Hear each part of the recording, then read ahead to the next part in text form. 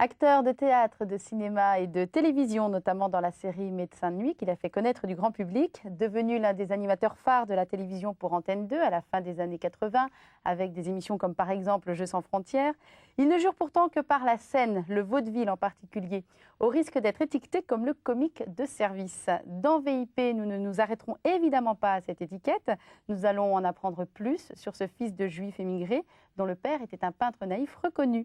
Il nous parlera de ses engagements solidaires, mais aussi de l'amitié qu'il prône comme valeur suprême, sans oublier bien sûr la religion juive reçue en héritage lointain. On aura l'occasion d'en reparler. Georges Belair, bonjour. Bonjour. Vous, votre vocation de comédien, elle a toujours été là. Vous Oui. êtes pratiquement né avec. Oui, Et on ne sait pas toujours que vous avez commencé par le pantomime. oui, c'est ça. J'ai commencé parce que très timide, enfant très très timide. Je me sauvais de chez moi à l'âge de 16 ans, je faisais le mur de chez moi et j'ai été pris dans, à l'époque, ce qui était très mythique comme boîte rive gauche, ça s'appelait l'échelle de Jacob. Et je passais là, bon, l'échelle de Jacob, c'était rue Jacob à Paris, et on débutait là, Jacques Brel, Sardou, etc. Et donc, je faisais de la pantomime, et ça plaisait beaucoup, et c'est grâce à la pantomime que j'ai pu quitter la France et aller prendre des cours de comédie aux États-Unis, puisque j'ai fait de la pantomime sur le France, Oui, sur le paquebot sur le France. paquebot France, et c'est grâce à cette pantomime, finalement, que je suis là aujourd'hui. La pantomime, vous pourriez nous en faire un petit morceau des Oh, beautés, là, il comme y a ça, ou très c'est un peu longtemps, mais vous compliqué? savez, la pantomime, c'est l'expression. Alors moi, je faisais dans le comique déjà, Oui. je faisais des petits sketchs de 3-4 minutes avec un personnage blanc et qui avait des soucis de la vie de tous les jours, et ça faisait beaucoup rire. Ce qui était formidable à pantomime, c'est que c'est international, et pour un bateau comme le France, c'était magnifique, puisque c'était sans parole, donc compréhensible par tout le monde. D'ailleurs, quand on vient vous voir sur scène actuellement, vous jouez dans une pièce que vous avez coécrite, De trop c'est trop, on voit tout l'héritage du pantomime parce que vous avez un visage très, très plastique, enfin, Sûrement, je ne m'en très rends absolument mouvant, pas compte, pas bien sûr. très grimaçant, si vous Bah, préférez. sûrement, je comprends, oui, oui, tout à fait. Il bouge. Voilà, il est vivant. Mm. Et qu'est-ce que vous avez appris aux États-Unis? Déjà, je sais que vous avez rencontré votre idole. Oui, oui, oui. Moi j'ai rencontré Jerry Lewis, ça a été magnifique. J'ai eu un coup de foudre formidable, c'est de la chance hein, de rencontrer ce comique, travailler pour lui. Mais j'ai surtout pris des cours à l'acteur studio. Ça, c'était mon rêve. Je voulais rencontrer Lee Strasberg, j'ai eu le bonheur de le rencontrer, de travailler avec lui, de prendre 2 ans de cours. Et voilà, et ça a été pour moi, ça a changé le cours de ma vie, parce que non seulement je suis devenu comédien, mais le cours de Lee Strasberg, ce sont des cours sur la vie, tout simplement.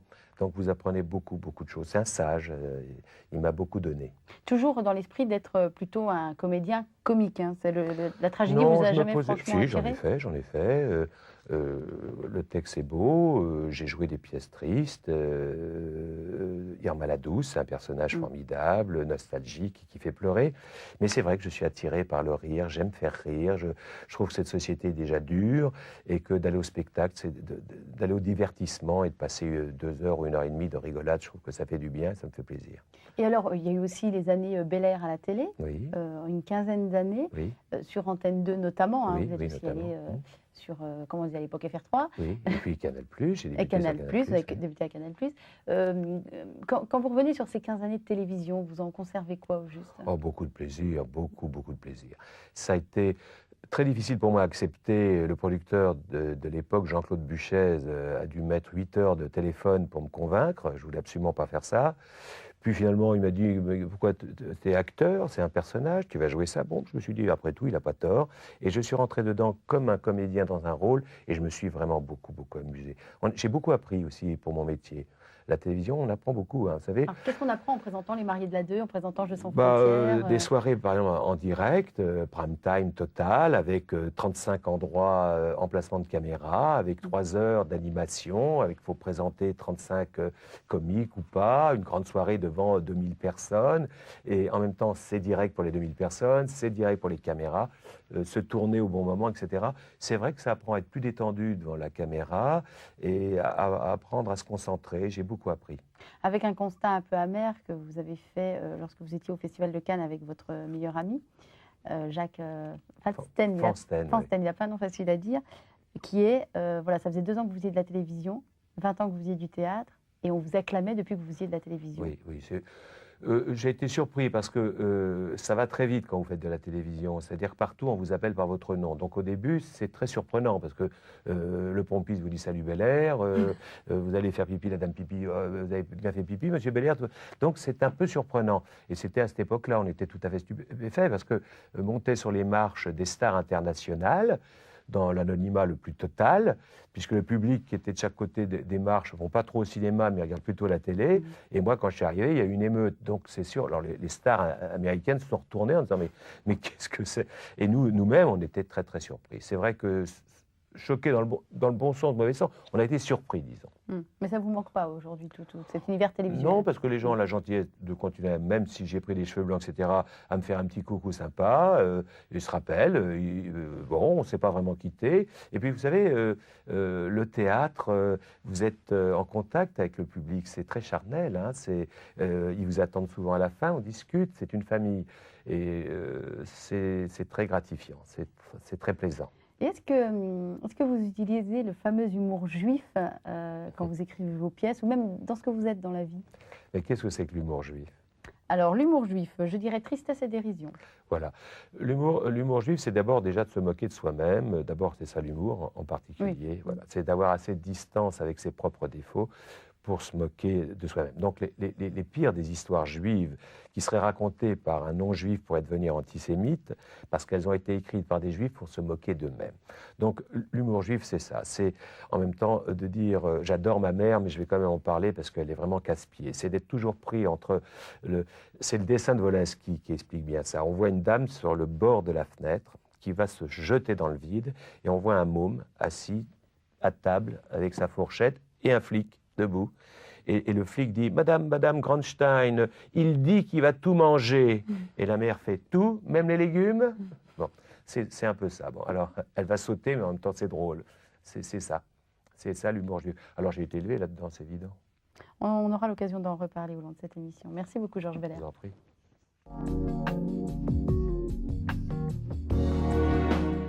Petite étincelle de sagesse juive trouvée dans ce livre de Victor Malka.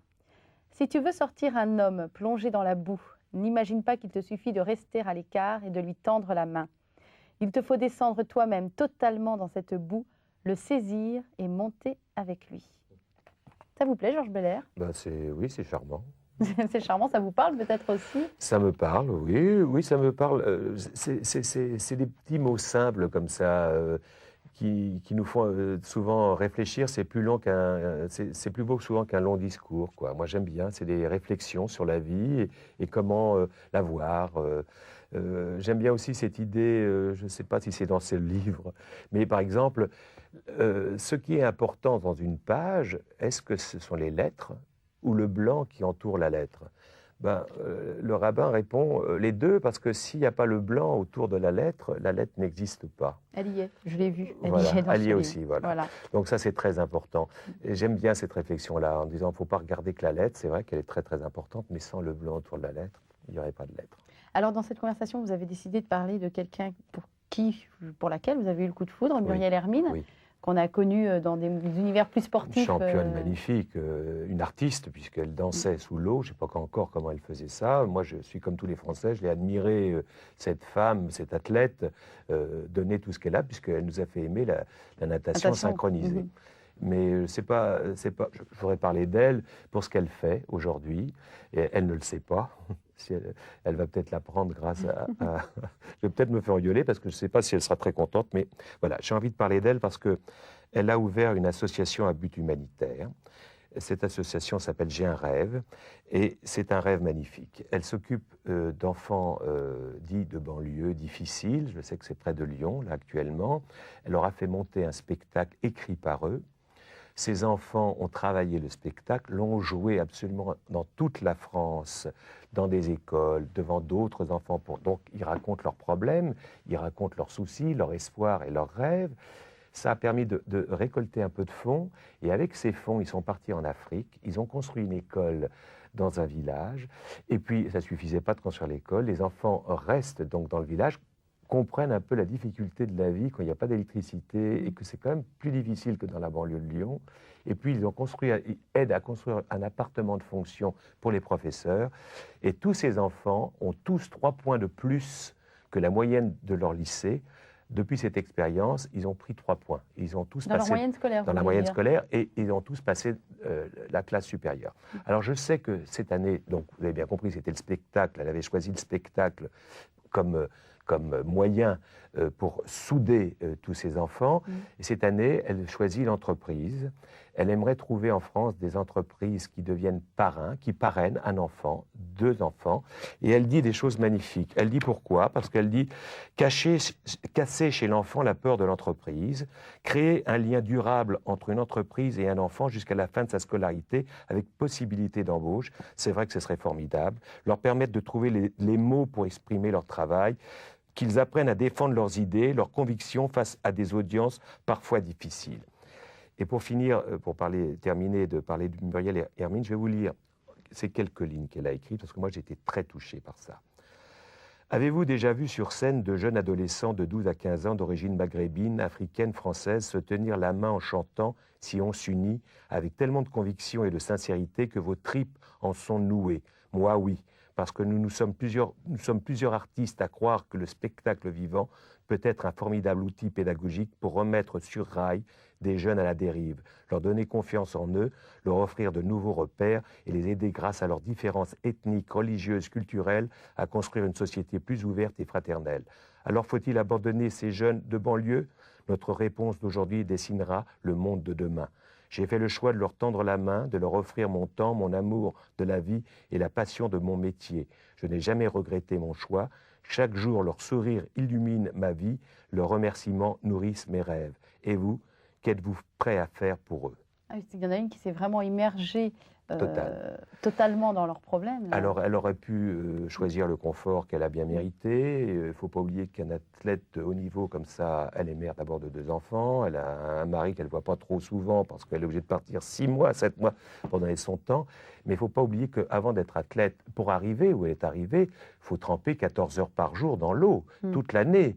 Ce sont des gens qui ont un courage exemplaire pour arriver. Elle aurait pu profiter de sa notoriété pour la vendre, faire une marque. Pas du tout. Elle a choisi d'aider les autres, d'aider les enfants. Et peut-être que c'est dans le livre aussi, mais comme vous voulez bien parler aujourd'hui de la culture judaïque, il est dit chez les Juifs, donc, si tu sauves un seul être humain, tu sauves l'humanité. Et je crois que Hermine, elle est en train de sauver l'humanité. Et vous, alors, est-ce qu'un jour, vous créerez votre association, par exemple? Est-ce qu'il y a un combat, enfin, ce combat-là vous touche, vous en avez très bien parlé.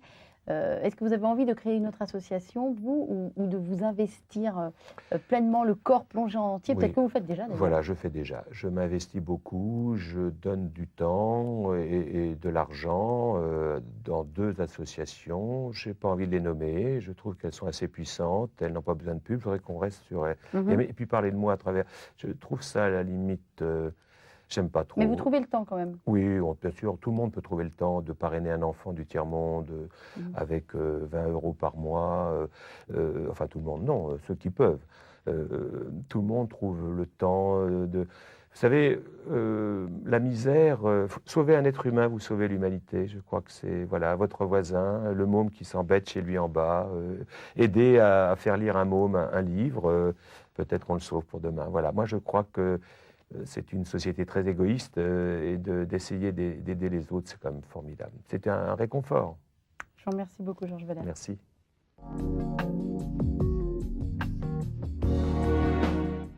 L'amitié est une plante qui doit résister aux sécheresses, écrivait Joseph Joubert, l'ami de Chateaubriand. L'amitié se nourrit de communication, nous prévient Montaigne, mais, nous dit Jules Renard, elle peut se passer longtemps de preuves. Enfin, un proverbe corse nous dit que amitié vaut plus que parenté. Voilà, un petit on est bien d'accord. Échantillonnage de petites citations sur l'amitié. Et on est bien d'accord, Georges Valère. Pourquoi c'est pour vous la valeur la plus importante?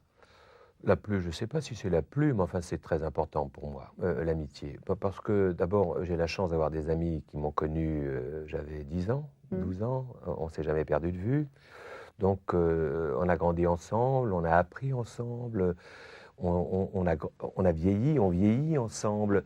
Donc rien n'est plus beau qu'un ami qui peut vous dire tu sens de la bouche, qui dit ça va pas ce que tu fais et que tu te fâches pas parce que tu te dis bah, il a raison, c'est mon ami. Tu as confiance en 100%, c'est magnifique l'amitié, ça vous renforce. Hein. Amitié vaut plus que parenté, vous qui avez deux frères, Oui. qui avez grandi avec deux frères. Oui. Bah oui, on ne choisit pas sa famille, on compose avec sa famille. J'adore, et là j'ai perdu un frère décédé trop jeune. Mon frère aîné, on s'adore, mais si vous voulez, il y a les différences d'âge, il y a 6 ans de plus, il y a d'autres intérêts dans la vie, etc. Tandis que les amis, vous les faites à un moment où vous êtes enfant ou plus tard, c'est que vous avez le même intérêt, puisque ça fonctionne. Et quelle qualité faut-il avoir pour être ami avec Georges Belair? Ou quel défaut ne faut-il surtout ne pas avoir? Faut déjà avoir envie de rire. J'adore les gens qui se la pètent pas, comme on dit, qui restent eux-mêmes, même s'ils font des métiers prestigieux comme Michel Jonas ou comme Jacques Fansten. Ce sont des gens qui sont très connus dans leur branche et qui sont restés... Ce sont de vos amis? Oui, et qui sont restés les mêmes petits garçons que j'ai toujours connus, avec ce désir de l'avenir, croyant toujours aux choses jolies, ne voyant pas le verre moitié vide, mais toujours moitié plein, plein d'espoir, plein d'envie, allant vers les autres. Michel Jonas, c'est un symbole de ce cheminement. Voilà un homme qui se pose des tas de questions et qui restait totalement lui-même. Dans l'amitié, on peut aussi citer Jean-Yann, qui était un de vos amis proches. Très proche, qui lui aussi, hélas, nous a quittés, qui était un personnage magnifique. Qui vous apportait quoi, Jean-Yann? La dérision, beaucoup la dérision et l'amitié, la force de l'amitié, la véritable amitié, c'est-à-dire des moments où quelqu'un ouvre son cœur, vous raconte des secrets qui vous touchent, qui vous rend plus intelligent, qui vous rend plus fort. Et puis quand vous en avez besoin, quand vous avez la tête dans l'eau, quand parce que vous venez de perdre un frère, ou parce que vous avez perdu Coluche, qui était un de mes meilleurs amis, ou parce que la vie est dure, parce que les gens meurent, parce qu'il y a des maladies, parce qu'il y a des guerres, et ce type-là, juste le mot juste, vous appelle, dit tiens, je ne l'ai pas eu depuis 2-3 jours, ça ne va pas bien, je vais lui passer un coup de fil. Coluche faisait ça, Michel. Et ce sont des voix, je les entends, ils sont encore avec moi. Hein. Moi, je pense très souvent à Jean, très souvent à Michel Coluche, très souvent à tous ces gens qui m'ont aidé, quoi, hein, qui continuent à le faire. Jusqu'où seriez-vous prêt à aller par amitié? Il n'y a pas de limite. J'ai pas de limite. Si un ami me demande ce qu'il veut, j'ai pas de limite de ce que j'ai, de ce que je peux faire, mais il n'y a pas de calcul dans l'amitié. Et quelle est la plus belle preuve à vous qu'on vous ait donné, la plus belle preuve d'amitié? C'est la confiance, vous savez, c'est le regard, c'est l'amour, c'est un amour, l'amitié, c'est une forme d'amour formidable, parce qu'elle est remplie de générosité, et en même temps, c'est pas forcément être d'accord, c'est aussi un amour de conflit, mais forcément, vous en sortez plus riche. Je ne pourrais pas vivre sans amis, ce serait terrible pour moi. Un amour sans contrat. Un amour sans contrat, un amour, bien sûr, sans acte physique, un amour de plaisir, de souvenirs et de futur et de présent. Voilà, ça pétille l'amitié. Et puis c'est des rires, c'est beaucoup de rires. Moi j'adore rire. Vous savez, j'ai eu la chance de commencer en ce métier avec comme parrain Francis Blanche, qui était mon ami et qui est jusqu'à sa mort. Et qu'est-ce que j'ai appris à rire avec lui. Mais c'était aussi un poète. Il écrivait des poèmes magnifiques et des chansons magnifiques. Et c'était quelqu'un de très grave finalement, très sage. Mais alors il prenait la vie comme un joujou et il aimait en rire. Et moi, j'aime bien ça. J'aime bien rire de la vie et pourtant avoir des regards très sérieux sur les choses. Oui, c'est peut-être une partie qu'on connaît un tout petit peu moins de vous, justement, ce regard un peu plus sérieux sur les choses, parce que c'est pas celui que vous exposez, en tout cas. Mais vous savez bien, vous qui faites le même métier que moi, c'est qu'on n'est pas devant la télévision ou devant la scène, ou quand on fait notre métier, on est soit le personnage qu'on veut. Ce serait casse-pied, un animateur qui arrive en disant « Aujourd'hui, j'ai pas le moral, je suis très déprimé, je vais vous laisser parce que j'ai vraiment pas envie de travailler. » On est obligé donc de jouer un peu la comédie, même quand ça va pas, dire « Bonjour madame, comment allez-vous, je suis ravi de vous voir. » Ce qu'on n'est pas obligé de faire avec ses amis. Mhm. Voilà, et les amis comprennent très vite. Et voilà, c'est toute la différence, Vous diriez que votre meilleure amie, c'est votre épouse?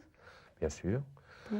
C'est mon épouse, mais pas que. Ce sont mes enfants, et puis ce sont Fansten, Jonas, Varco, avec lequel j'ai coécrit cette pièce, que je connais depuis l'âge de 14 ans. Mm. C'est Sophie Garel, qui travaille à la télé. C'est des tas de gens différents. Un petit message final pour tous vos amis là, que vous avez cités, ceux qui sont dans votre cœur, que vous n'avez pas cités. Bah, qu'ils fassent très très attention à eux, parce qu'ils sont rares et chers à mon cœur, et rien n'est pire que d'aller enterrer un ami. Merci beaucoup, Georges Belair.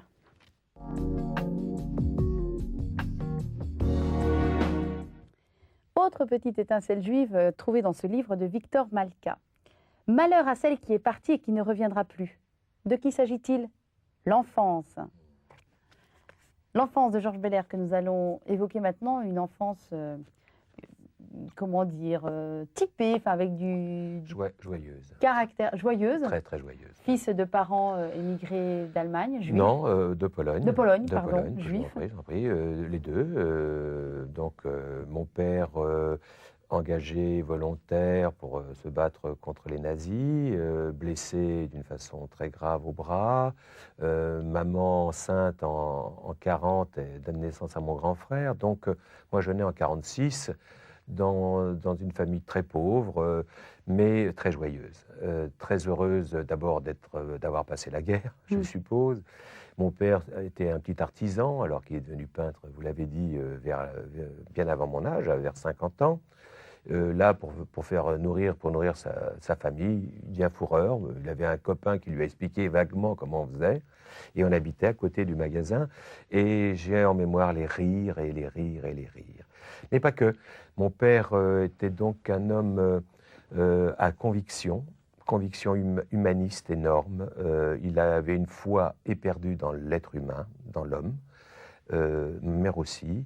Et on a été élevé dans ce respect de l'autre, le respect des autres, le respect des êtres humains. Et donc, pour lutter contre toute forme de fascisme, toute forme de totalitarisme. Avec une conscience politique forte quand même, j'imagine, dans la famille. Conscience politique très forte. Votre papa s'est engagé pour la guerre d'Espagne? Oui, il a fait la guerre d'Espagne, donc il sait ce que c'est que lui. À une époque où on ne sait pas encore trop ce que c'est que le nazisme, eux, ils savent déjà. Ils ont vite compris que c'était terrible et que ça va dégénérer. Donc il se bat en Espagne contre la droite, extrême droite, qui s'est alliée après avec Hitler. Et évidemment, dès qu'il arrive en France, il va à l'armée, il s'inscrit et il part volontaire. Donc il est médaillé militaire, donc il a la Légion d'honneur. Il n'en parle pas. C'est un bon père de famille, comme on dit, il travaille très dur. Ma mère est une mère extraordinaire, mais elle n'est pas l'archétype de la mère juive. Elle nous laisse beaucoup de liberté et elle nous explique. Quand moi, à 17 ans et demi, je veux partir aux États-Unis, une mère juive, normalement, doit se jeter par la fenêtre immédiatement, surtout à l'époque, 6000 km. Non, non, elle m'accompagne au Havre. Elle me dit, tu as raison, tout en pleurant dès là, mais vas-y, fais-le, c'est formidable pour toi. Donc j'ai eu cette chance formidable d'avoir ces parents qui m'ont encouragé, tout en ayant, je trouve, une façon magnifique d'élever leurs enfants. Et ces 3 garçons, c'était pas facile. Et je vous dis, c'est les rires qui dominent mon enfance. Alors, vous êtes le premier artiste de la famille. Oui. Et puis d'un seul coup, votre père vous a emboîté le pas, vous l'avez dit, à la cinquantaine, à la retraite en fait. Voilà. Il s'est mis à peindre et a entamé finalement une seconde carrière. Une carrière incroyable, puisque voilà, mon père a commencé à peindre, donc vous l'avez dit, à 50 ans. Nous, on était très très inquiets, parce qu'on s'est dit, bon, tant qu'il n'embête pas maman, puisqu'il veut arrêter de travailler, Et puis ça a commencé à plaire très vite. Il a eu des expositions absolument partout, aux États-Unis, beaucoup à Paris, à Strasbourg. Enfin, il a dû à peu près faire, je sais pas, 3500, 4000 toiles et il doit nous en rester une cinquantaine. Voilà, il est maintenant très coté et très demandé. Depuis sa disparition, encore plus. Et j'adore ses tableaux parce que moi qui n'ai pas eu le bonheur de connaître son village, et de connaître nos origines, et bien voilà un village du 1930, quand il est enfant, avec ses personnages qui se balade dans le village. Alors c'est très naïf, il n'a jamais pris un cours. Hein, il y a un petit côté Chagall. Hein, bah voilà, c'est sans doute sa jeunesse. Là, on sort de la famille pour retrouver lui, le petit enfant juif en Pologne, élevé dans un petit village juif. Ce qu'on appelle les shtetl. Les shtetl. Et ça, c'est un petit shtetl, un petit village juif, avec que des maisons en bois. C'est souvent ce thème-là hein, que votre papa et mon père a développé ces thèmes-là. Il a beaucoup travaillé sur les couleurs. Il aime beaucoup la couleur. Et il a des personnages très forts, puisqu'il a peint la Shoah, il a peint des souvenirs pas forcément drôles. Ce sont des tableaux de mémoire. Que de la mémoire. Il n'a pas... Parce que ce qui est très très drôle, il y a toujours l'humour chez mon père, vous voyez, ce tableau représente quand même un froid. L'hiver. C'est l'hiver. Et alors quand on le retourne, on voit que ce tableau a été peint en juillet 1977. Donc, il faut bien imaginer mon père à Paris avec une chaleur terrible. Et qu'est-ce qu'il fait? Il peint l'hiver et les flocons. Justement, ça le rafraîchit. Voilà, sûrement, un petit coup de frais. Oui, on va le reposer. Quelle est l'odeur qui remonte quand vous pensez à votre enfance? C'est un peu mélangé. Parce que quand mon père était fourreur et qu'on habitait tout près, alors c'est cette odeur indescriptible de peau. Ah oui. La peau. Moi, je déteste les chasseurs, je ne vais pas le dire. Donc, c'était triste pour moi. D'ailleurs, lui, très vite aussi, parce que toutes ces bêtes, je les voyais naturalisées. Hein, elles avaient leur tête, avec leurs yeux et tout ça. Et je trouvais ça sinistre. Mais en même temps, il y a cette odeur de peau, de craie, de peau humide. Et puis, se mélanger avec la nourriture que faisait maman, que j'adore. Donc c'est un mélange de cuir et d'odeur de bonne soupe et de bouillon et des choses comme ça. Dernière question, Georges Belair. Que diriez-vous au petit Georges si vous pouviez lui adresser la parole aujourd'hui? Le petit moi? Oui, le petit vous. Très sincèrement, à l'âge, j'arrive à 60 ans, j'ai quand même fait un bon bout du chemin. Je lui dirais, vas-y, hein, c'est super, n'aie pas peur. Merci beaucoup, Georges Belair. Merci.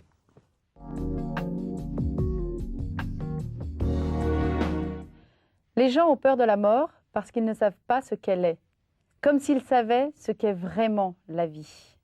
Petite étincelle juive, une fois de plus reprise dans ce livre de Victor Malka. Les gens ont peur de la mort parce qu'ils ne savent pas ce qu'elle est, comme s'ils savaient ce qu'est vraiment la vie. Ça vous parle, Georges Belair?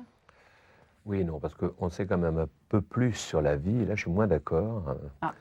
Je trouve qu'on a quand même une idée, même si elle n'est pas complète, de ce qu'est la vie. Puisqu'on est dans la vie, on sait qu'elle est dure, qu'il y a de la souffrance, il y a aussi du plaisir, du bonheur, qu'il y a des plaisirs qui sont différents selon l'être humain, et puis que l'être humain peut faire du mal, qu'il faut se défendre, qu'il y a toutes ces notions-là. De la mort, je serais incapable de vous parler 2 secondes. De la vie, je peux vous en parler 1 heure. De comparer la mort à la vie, en disant que, puisqu'on ne sait pas ce qu'est, comme si on pouvait parler de la mort, puisqu'on ne sait même pas ce qu'est la vie, je ne sais pas. Moi, je ne peux pas parler de la mort. Je n'ai jamais... Elle m'a fait beaucoup de peine, la mort. Elle m'a enlevé beaucoup d'amis. J'ai perdu récemment mon petit frère, j'ai perdu mon papa, et puis tous les amis qui, vous parliez de Jean-Yann dans une précédente rencontre. Donc la mort, pour moi, elle n'est pas sympathique, elle n'est pas très gentille, parce que je suis du côté vie. Et donc, elle m'enlève des gens que j'aimerais bien qui continuent à être près de moi. Maintenant, la question de savoir, c'est est-ce que je vais les retrouver ou pas?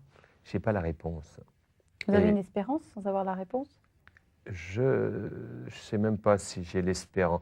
J'ai du mal, beaucoup de mal, à croire, non pas qu'il y ait Dieu, on lui donne le nom qu'on veut. À partir du moment qu'un homme peut faire du bien ou du mal, c'est un Dieu. De tuer Muriel Hermine qui fait du bien, c'est un Dieu. Elle fait du bien. Mais est-ce qu'après ce passage sur la Terre, il y a une notion de continuité? Est-ce que les êtres qui ont vécu continuent à vivre, mais autrement, dans une autre dimension? Je ne peux que poser des questions, je n'ai aucune réponse.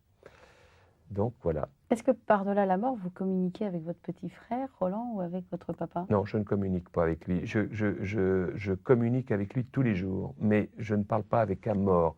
Je parle avec un vivant dans mes souvenirs. Je n'ai pas cette impression qu'ont certaines personnes de pouvoir dialoguer, d'être branché, si j'ose dire. Vous aimeriez la voir? Je ne sais pas. Je sais. C'est difficile. J'ai du mal à croire à ça. Je crois que mon frère, tant que j'y penserai, tant qu'il y aura ses enfants qui y penseront, mon père, tant que ces tableaux seront vus, il sera vivant, si vous voulez. Mais je ne sais pas s'il y a un lien entre ce territoire qu'on appelle la vie et l'autre qu'on appelle la mort. Je ne sais pas s'il y a des ponts, je ne sais pas. Je l'espère. Ce serait une agréable surprise d'aller retrouver tous mes amis, de les retrouver, de les voir. Et même si ce n'est pas physiquement ou par l'esprit, j'adorerais ça. Je ne demande qu'à le croire. Mais j'ai du mal. J'ai du mal. Vous pensez à votre propre mort? Non. Jamais? Tout. Non. Ça ne vous inquiète pas ou au contraire, Non, ça vous inquiète tellement pas que... du tout. Je n'ai pas peur du tout de la mort. Du tout. J'ai vu trop de morts, j'ai accompagné trop de morts et je les trouve en général assez sereins. Mon frère, mon petit frère, nous a quittés avec un très beau sourire. Et ce sourire m'aide énormément. Il y avait comme un message, comme un « t'en fais pas mon petit gars ». Mon frère m'a dit quelques heures avant de nous quitter, comme on dit. Alors est-ce que c'est pour revenir quand on quitte quelqu'un ou pour toujours, je ne sais pas. Mais avant de nous quitter, il a dit, bah, tu vois, Jojo, les 300 millions d'années qui vont venir vont passer vite pour moi. C'est une grande force de pouvoir Oui. Voilà. encore faire de l'humour. Voilà. C'est ce qu'on appelle en yiddish un mensch. Un mensch, c'est quelqu'un qui est un être humain. C'est quelqu'un qui est un homme. Qui reste debout et qui, jusqu'au bout, ne cède pas alors, est-ce qu'on n'a pas tous les moyens d'avoir cette force-là? J'espère que je l'aurai, mais on ne peut pas le savoir. Vous savez, c'est comme l'héroïsme, c'est dans l'action qu'on voit l'action. C'est dans l'instant précis. Dans l'instant précis. Ceux qui vont vous dire avant ou après, c'est pas vrai. Quand il faut y aller, il faut y aller. Et ça, ces gens-là, on côtoie des héros toute la journée et on ne peut pas imaginer que ce gars-là sera le héros d'une vie ou héroïque, parce que c'est un type très fort. Et puis on voit des désarmoirs, des gens très forts, des psys, qui craquent complètement au moment de l'action. On ne peut pas savoir. Si vous pouviez choisir votre propre mort, vous l'imagineriez comment? Un jour de relâche, déjà, pour ne pas emmerder le public, et le plus tard possible. Parce que j'aime la vie vraiment à tout prix. J'aime bien voir grandir mes enfants, j'aime ma femme, j'aime bien la voir dormir ou me sourire. Et c'est pas tellement de mourir qui m'embête, c'est de ne plus vivre. Que direz-vous à Dieu? Quand je le verrai? Oui, quand vous arriverez là-haut. Eh bien, je lui dirai, faites-moi rêver. Alors comme ça, vous êtes vraiment là. Et tant mieux. Si je vois Dieu, c'est que tout va bien. Hein.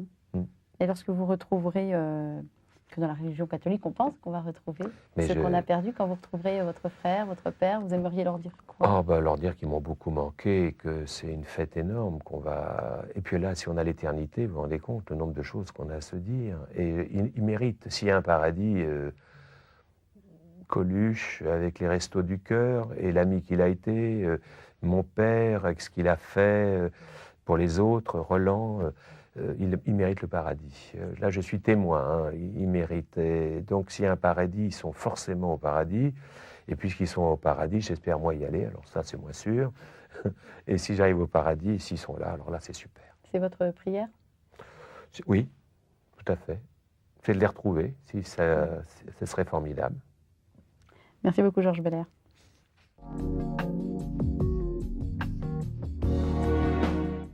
Ce que Dieu veut recevoir de toi, ce n'est ni la prière, ni l'étude, mais le soupir de ton cœur. Élevé dans une famille juive mais athée, il n'est familier ni avec la prière, ni avec l'étude des textes sacrés, si chers aux Juifs. Non, non, non, dit-il. Il n'a jamais confié les soupirs de son cœur à un Dieu qu'il ne reconnaît pas vraiment, pas complètement. Pas complètement.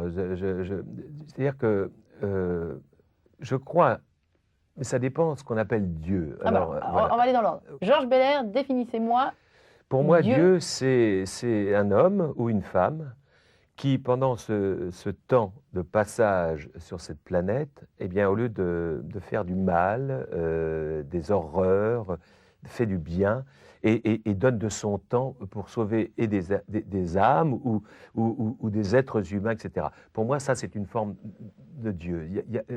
Si l'homme est à l'image, Dieu est à l'image de l'homme ou vice versa, c'est que quelque part, Dieu doit vouloir ça. Et si toutes les religions disent à peu près la même chose, que ce soit, bon, vous parlez de la religion juive, mais la catholique et la protestante ou la bouddhiste, on va parler d'amour, on va parler d'aider les autres, d'aller vers les autres, d'écouter les autres. Et si on parle de soupir du cœur, je le crois, ça. Il faut que des soupirs du cœur parlent plus que la voix. Et c'est ça l'amour. Et l'amour est Dieu. Puisque l'amour est Dieu, donc l'homme est Dieu. Donc pour moi, c'est un grand mélange dans ma tête. J'ai du mal à croire à une force au-delà de l'homme. Si elle existe, cette force-là, je me dis en permanence, pourquoi elle n'intervient pas plus souvent? Pourquoi elle laisse autant de malheurs, de misères, de catastrophes, l'homme et la bombe atomique, l'homme tué à Nagasaki, à Hiroshima, je ne parle pas des déportations de tout ce peuple juif. Pourquoi il laisse faire ça? Vous vous rendez compte que vous donnez la réponse au moment où vous posez la question, vous dites l'homme et la bombe atomique, l'homme et Hiroshima, l'homme et les déportations, donc, parce que peut-être que c'est ce qu'on répond en général à ce genre de questions, que Dieu a une toute-puissance d'amour et qu'il a laissé sa liberté à l'homme, qu'il n'est pas paternaliste, mais qu'il est père.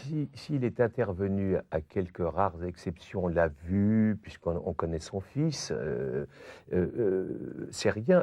Il suffirait qu'il revienne, par exemple, une fois à l'heure d'une prime time à 20h, et ça changerait toute la planète. Mais vous croiriez, vous, en un Dieu qui viendrait s'exhiber sur un prime time à 20h? Pas exhiber, mais si il envoyait un coup de tonnerre très fort pour dire il y en a marre maintenant, il y en a marre de ces massacres, il y en a marre de ces enfants qui crèvent, il y en a marre de ces innocents, je crois que ça, une fois pour toutes, ça arrêterait cette machine diabolique de tuer et de... Il a déjà envoyé son fils, les hommes l'ont tué. Il passe son temps à mettre des post-it en nous envoyant les saints. Voilà. Ça ne change pas grand-chose. Oui, mais là, à l'époque de Jésus, il a fallu beaucoup de temps pour que ça se sache.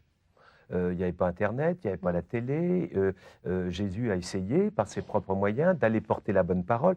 Mais aujourd'hui, avec cette mondialisation qui est terrible, ce continent africain qui meurt, qui croit en Dieu, majoritairement, vraiment, qui laisse mourir de sida, de pauvreté, qui laisse l'Amérique polluer, envahir d'autres pays, qui laisse, au nom de Dieu surtout... Mais c'est aux hommes de se bouger. Mais bien sûr que c'est aux hommes de se bouger. C'est pour ça que je dis que l'homme est Dieu et que quand l'homme arrêtera de faire ça, ce sera véritablement un Dieu. Mais puisqu'il n'arrête pas, alors ça va durer combien de temps? Peut-être jusqu'à ce que nous puissions acquérir ou alors jusqu'au moment où on implose. En fait, ce que vous dites, c'est que Dieu existe ou qu'il n'existe pas, il faut que chaque homme le recrée. Voilà, il faut recréer Dieu pour qu'il existe. Quand chaque Dieu répétera cette image de juste, du bon, de l'écoute, de ce que font plein de gens sur cette planète, eux, ce sont des dieux, je me répète, ils apportent ce que demande Dieu sur cette planète. Et tous les autres, eh bien, c'est ça le problème. Et ça m'énerve que cette société soit plus gérée par tous les autres que par ces êtres qui ont donné ou qui donnent chaque jour du temps et de l'amour à leur prochain. Est-ce que le mot âme a une signification pour vous? Oui, je crois. Laquelle? C'est ce qui fait un être humain différent, c'est cette fameuse petite voix, la pièce dans laquelle je joue en parle un peu. C'est ça l'âme, c'est cette petite voix qui vous parle. Pour vous, ça se situe au niveau du cerveau, pas au niveau du cœur. Le cœur et le cerveau sont liés. Si le cerveau n'est pas d'accord, le cœur ne sera pas d'accord non plus. Ça passe aussi. Le cœur passe par le cerveau. Elle vous dit quoi, votre âme, à vous? Elle me dit, tu ne donnes pas assez de toi, remue-toi un peu le cul. Mon cerveau m'a jamais fait faire du mal. Je n'ai pas de souvenir d'avoir vraiment fait du mal. J'ai fait des conneries, des fois je l'ai regretté, Des fois, c'était des bêtises, mais et l'éducation et cette petite voix me tiennent assez bien et me disent arrête là, fais donc ça. Les fameux coups de foudre, de rencontrer des êtres humains que vous ne connaissez pas, 2 minutes après, vous avez l'impression qu'ils vont vous accompagner toute votre vie. J'ai ça sans arrêt. Et ça, ce sont des coups de foudre d'âme. C'est mon moi à l'intérieur, c'est pas le cerveau là. Là, c'est vraiment inexplicable. C'est les yeux, le regard, c'est comme le coup de foudre en amour. On ne peut pas l'expliquer. Dans une prière à Dieu, vous diriez quoi? Bien, je dirais que je me lamenterais, je serais très juif et je me dirais pourquoi les hommes continuent, après tout ce qu'on sait, tous les malheurs, toutes les guerres, pourquoi l'homme continue à faire des guerres au nom de Dieu en permanence. Toutes les guerres sont faites au nom de Dieu, c'est effrayant. C'est toujours Dieu qui est mis en avant par les hommes, pas par Dieu. Donc l'homme se sert beaucoup de Dieu pour se cacher derrière et pour faire les pires saloperies. Et ça m'énerve énormément. Est-ce qu'un jour, peut-être, je ne sais pas, au moment où vous vous sentirez partir, vous aurez envie de redécouvrir votre religion juive? Mais déjà, je suis en train de le faire, mais pas ma religion juive, parce que je ne suis pas religieux, la religion juive. Et j'essaye aussi d'apprendre la Bible, de la lire en tout cas. J'ai lu la Torah, je suis en train de lire la Bible. Je suis très intéressé parce que ce qui est dit est beau. D'abord, l'Ancien Testament, ce sont des contes magnifiques, c'est formidable, c'est très violent, mais il y a de la violence énorme, mais il y a de l'amour, c'est très presque romanesque, tandis que la Bible, elle est passionnante par ce qui est dit et par justement ses réflexions sur l'autre, sur l'amour, sur donner l'amour, recevoir l'amour. Je vais vous faire un petit cadeau, Georges Belair, ce Avec fameux plaisir. livre qui m'a tellement servi jusqu'ici dans l'émission. Je vous remercie. Je vais vous l'offrir. C'est très gentil. Merci beaucoup. Voilà, petite étincelle de sagesse juive chez Albin Michel. Merci beaucoup, Georges Belair. Merci.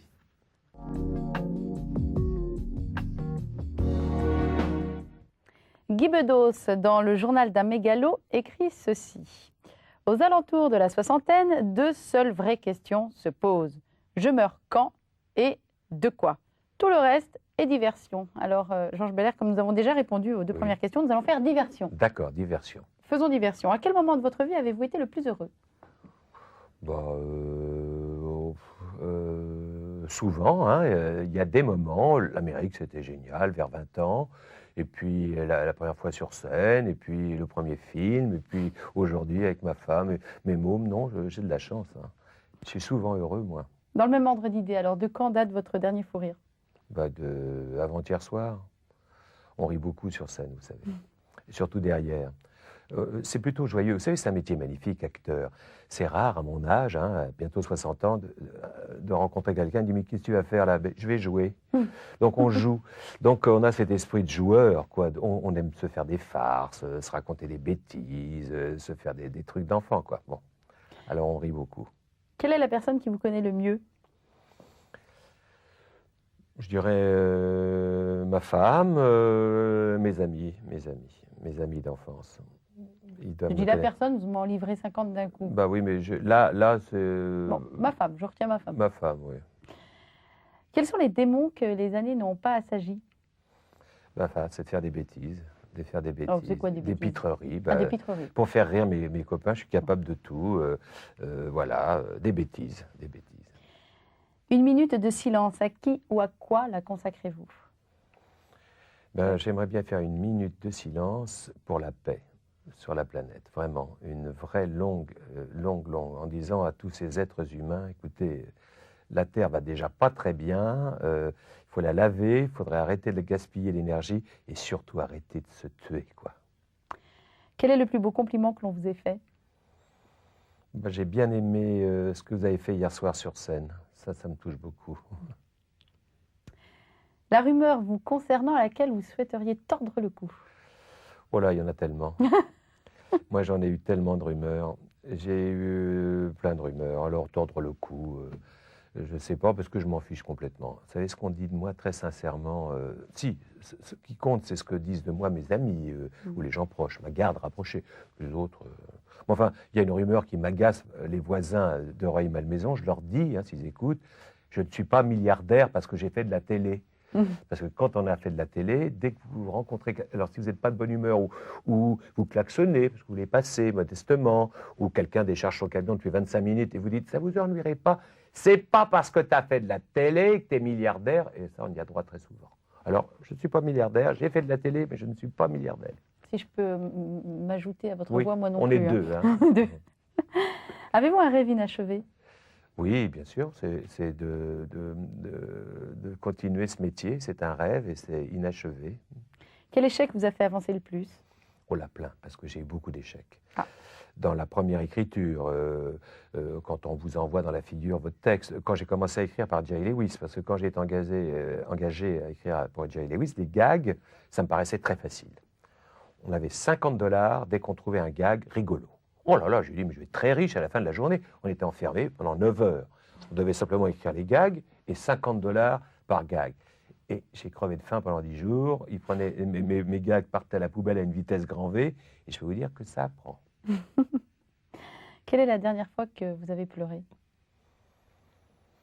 Hélas, assez souvent, parce que j'ai des montées de larmes quand je pense à mon petit frère, qui, hélas, nous a quittés. Il avait 53 ans. Et c'était un petit frère que j'adorais. On était très complices et il me manque. Quel est le luxe dont vous ne sauriez vous passer? Il y a plein de luxe. Le théâtre, c'est un luxe et j'aurais du mal à m'en passer, c'est vrai. Ça, je serais très malheureux si ça devait s'arrêter un jour. Quel est le personnage historique auquel vous êtes particulièrement attaché? Jaurès. Je trouve qu'il a été magnifique. Blum, ils ont fait des choses magnifiques. Jean-Paul II, impressionnant. Ce sont des êtres qui ont fait avancer cette planète. Dans leur diversité. Ils sont différents, évidemment, mais ils ont le même message. Ils aiment les autres et ce sont des carcassés pour les autres. Je suis toujours très étonné. Vous savez, la France est le pays où il y a le plus d'associations du monde, au mètre carré. Et quand vous imaginez tous ces êtres humains qui, bénévolement, font quelque chose pour les autres. Et ça, c'est vraiment... c'est fort, c'est une image forte, bien plus que celle qui est écrite sur les frontons des écoles, égalité, liberté, égalité, fraternité, parce que la liberté, il n'y en a pas trop, l'égalité, il n'y en a pas du tout, et la fraternité, il faut la chercher. Tandis que ces gens-là prouvent ça, qu'il y a de la fraternité, qu'il y a de l'égalité et qu'il y a cette liberté. J'adore ce pays pour ça. Qu'est-ce que réussir sa vie? Réussir sa vie, c'est de se débrouiller pour en sortir heureux et de rendre les autres heureux. D'essayer de garder cette petite flamme d'enfance, d'espoir qu'on a et de ne pas être blasé, de ne pas avoir tout vu et d'avoir encore envie de voir et d'apprendre, et d'apprendre, et d'apprendre, et d'apprendre. Et la vie que vous menez est-elle bien celle que vous vouliez? Oh oui, on ne pouvait pas rêver mieux. Je l'aurais signé tout de suite, si on me l'avait montré. Moi, j'ai eu envie d'être acteur, je devais avoir 10 ans. Je l'aurais immédiatement signé. Si on m'avait montré le film jusqu'à aujourd'hui, j'aurais tout signé. Si je vous laisse encore quelques secondes pour dire ce que vous voulez, pour terminer l'émission. J'ai envie de vous remercier de m'avoir donné la possibilité d'exprimer, c'est vrai, autre chose que l'image qu'on a peut-être de moi de l'autre côté de l'écran ou quand on est assis à Bobino le soir dans Trop c'est trop. C'est vrai que j'ai eu rarement l'occasion de parler et de Dieu, de la mort, de l'amitié et de ces valeurs que j'adore. Donc je voulais vous remercier. C'est nous qui vous remercions d'être venus nous voir. Merci à vous. Sur KTO, on vous souhaite bon succès pour la suite, bon vent. Merci. Et puis aussi une bonne vie familiale et profitez bien de vos amis aussi. Absolument. Merci Georges Belair. Merci au revoir. à vous. Au revoir.